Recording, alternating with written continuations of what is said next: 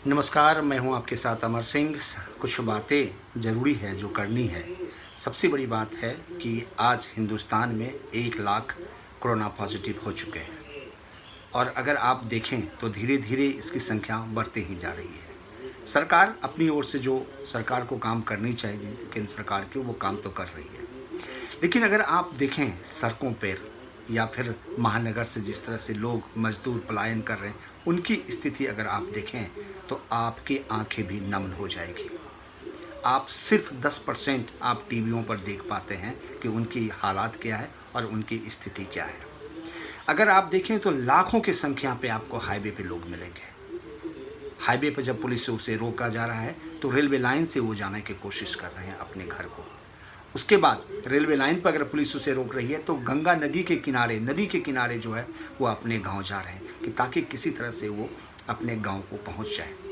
हज़ारों मील लंबे सफ़र को आप समझ सकते हैं कि किस तरह से और किस कष्ट में वो जाता होगा, क्योंकि उनके साथ छोटे बच्चे हैं, सामान है, बूढ़े माँ बाप हैं और ऐसी हालात है कि उनके पास खाने के लिए भी पैसे नहीं है। मैं जानता हूं और समझता हूं कि सबको सब कुछ कर देना या सबके थाली में भोजन पहुंचा देना सरकार की इसके लिए संभव नहीं है। लेकिन सरकार ने जिस तरह से लॉकडाउन किया था उसका सभी लोगों ने समर्थन किया। मजदूर हो, अमीर हो, चाहे गरीब हो, मिडिल क्लास के लोग हैं, सभी लोगों ने समर्थन तो किया था। लेकिन सरकार के पॉलिसी मेकर ने ये नहीं समझ पाए कि लॉकडाउन करने के बाद उन गरीब आदमी के लिए भोजन की क्या व्यवस्था होगी, वो कैसे खाएंगे, जहाँ रह रहे हैं उनकी क्या व्यवस्था होगी, क्योंकि सब कुछ तो बंद हो चुका था। लेकिन ऐसा उन सरकार की पॉलिसी मेकर ने नहीं किया। जो पॉलिसी मेकर हैं, अगर आप उनसे मिलने के लिए जाएंगे तो ऐसा उसका बॉडी स्ट्रक्चर होगा या फिर बॉडी लैंग्वेज होगा, ऐसा लगता है कि वो किसी प्लानेट से उतर करके आए हैं। वो हमके बीच का ही नहीं, और इसीलिए हमारे बीच का वो पॉलिसी मेकर नहीं सोचता है। यही हालात है कि लॉकडाउन तो कर दिया गया, लेकिन मजदूर आज लाखों की संख्या पे सड़कों पे है और दर दर की ठोकरें काट खा रहे हैं। पैर में चप्पल नहीं है, ठोके उठ गए। गर्भवती महिलाएं हैं, छोटे छोटे बच्चे हैं, उनके गोद में 2 महीने, 4 महीने, 6 महीने के बच्चे हैं, और वो लंबी दूरी आप समझ सकते हैं। यहाँ से बिहार या बंगाल या वेस्ट बंगाल जाने के लिए कितनी दूरी है, दिल्ली से या फिर गुजरात से या मुंबई से। लेकिन वो परवाह नहीं करता। उसे कोरोना की मौत से डर नहीं है, उसे भूख से डर है, और वो भूख से डर गया है और यही वजह है कि वो अपने घर जाने को लिए तैयार है। लेकिन सरकार या फिर प्रधानमंत्री की मैं एक शाबाशी देता हूं और मैं उनके काम को सराहना करता हूं, इसलिए कि उन्होंने 20 लाख करोड़ का उन्होंने पैकेज दिया। सरकार ने तो घोषणा कर दी, लेकिन उनके पॉलिसी मेकर अगर आप देखें तो उस 20 लाख का इस मजदूरों के ऊपर कोई इम्पैक्ट फिलहाल दिखाई नहीं दे रहा है। हो सकता है कि महीने 2 महीने के बाद इसका असर दिखाई दे, लेकिन फिलहाल कुछ नहीं है। हाँ, मैं एक सरकार की तारीफ ज़रूर करूँगा। अगर उत्तर से पश्चिम की ओर जाएं या पश्चिम से पूरब की ओर जाएं या उत्तर से दक्षिण की ओर जाएं तो आपको उत्तर प्रदेश क्रॉस करना होगा। उस सरकार ने जो काम किया है वो तारीफ़ के काबिल है। वहाँ के मुख्यमंत्री ने जो काम किया है उसकी मैं सराहना करता हूँ। हो सकता है कि सभी जगह तक वो व्यवस्था दिखाई नहीं दे रहा हो, लेकिन फ़िलहाल जो भी काम किया उन्होंने सही किया। उनके पिता मरने के बाद भी एक व्यक्ति का पिता मर जाए और उसके बाद उसकी क्या मनोदशा होती है वो हम और आप समझ सकते हैं, और जिन्होंने अपने पिता को खोया होगा वही समझ सकता है। उनके बावजूद भी उन आम लोगों, मजदूरों के साथ वो खड़े रहे। वो छोड़ के नहीं गया, अपने पिता के श्राद्ध में नहीं गया, जलाने के लिए नहीं गया, लेकिन वह एक कर्तव्यनिष्ठ पद पे मौजूद था।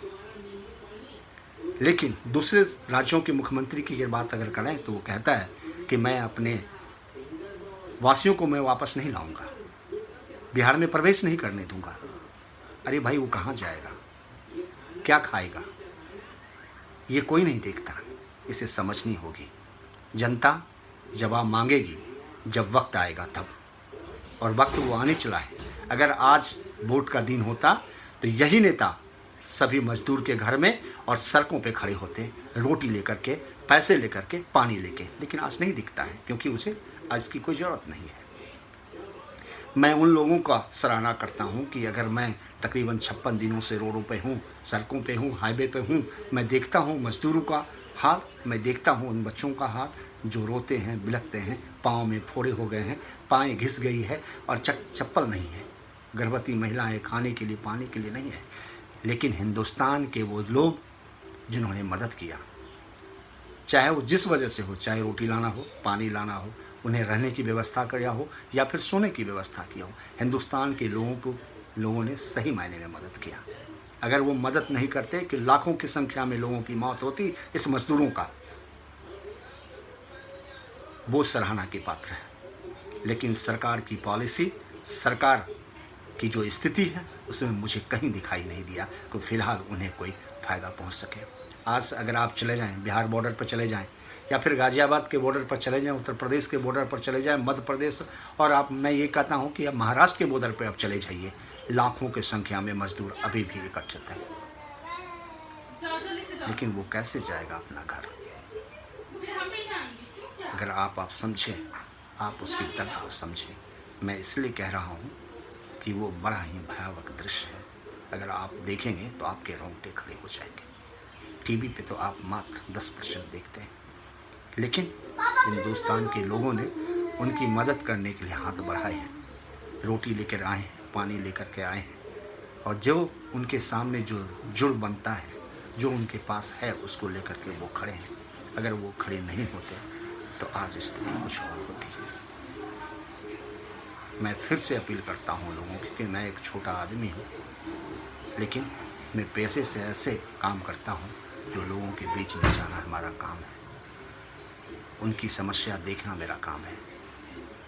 मैं गर्वित हूँ, दुखित हूँ, इसलिए मैं आपके सामने हूँ।